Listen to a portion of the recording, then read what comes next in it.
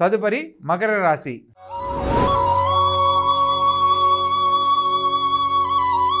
ఈ యొక్క మకర రాశి జాతకులకు లగ్నంలో వారం చివరిలో చంద్రుడు సంచరించబోతున్నాడు కాబట్టి వారం చివరిలో కొంత శుభం కలుగుతుంది. ద్వితీయ స్థానంలో అంటే రెండవ స్థానంలో శని సంచారం చేత ఆర్థికంగా లాభం చేకూరుతుంది. తృతీయ స్థానంలో రాహుగ్రహ సంచారం చేత ముఖ్యమైన విషయాలలో మీ యొక్క కార్యదీక్ష పట్టుదలే విజయానికి కారణమవుతుంది. చతుర్థ స్థానంలో గురుగ్రహ సంచారం జరుగుతున్న క్రమంలో విద్యార్థులకు ఉన్నతమైన విద్యావకాశాలు లభిస్తాయి. విద్యల్లో బాగా రాణించడానికి అవకాశం ఏర్పడుతుంది. అదేవిధంగా భాగ్యస్థానంలో కేతుగ్రహ సంచారం జరుగుతున్న క్రమంలో ముఖ్యమైన విషయాలలో కోర్టు ద్వారా పరిష్కారం కాని సమస్యలు పరిష్కరించబడతాయి. రావాల్సిన భూ చర స్థిరాస్తుల విషయాల్లో శుభవార్తలు వింటారు.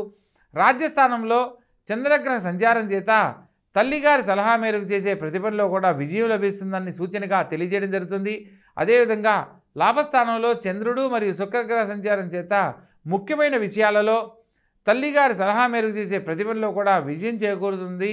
ప్రత్యేకంగా వ్యయ స్థానంలో రవి బుధులు మరియు కుజుడు సంచరిస్తున్న క్రమంలో తండ్రి గారితోనూ అదేవిధంగా బంధువులతోనూ ఎటువంటి వాగ్వివాదాలు చేయకూడదన్న సత్యాన్ని తెలుసుకొని నడుచుకోవాలి.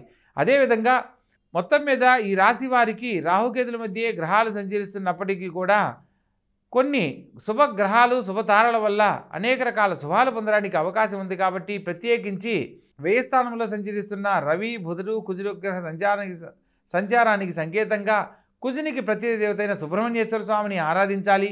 అదేవిధంగా సూర్య భగవంతుని ప్రతినిత్యము ఓం నమో భాస్కరాయ నమః అనే మంత్రంతో 6 సార్లు అర్ఘ్యం వదులుతూ కనుక ఆరాధించినట్లయితే సకాలంలో అనేక రకాల శుభాలు పొందడానికి అవకాశం ఉంటుంది. కాబట్టి తెలుసుకున్న విధానంలో చక్కగా ఆచరించండి. ఆనందకరమైన జీవితంలో జీవించండి.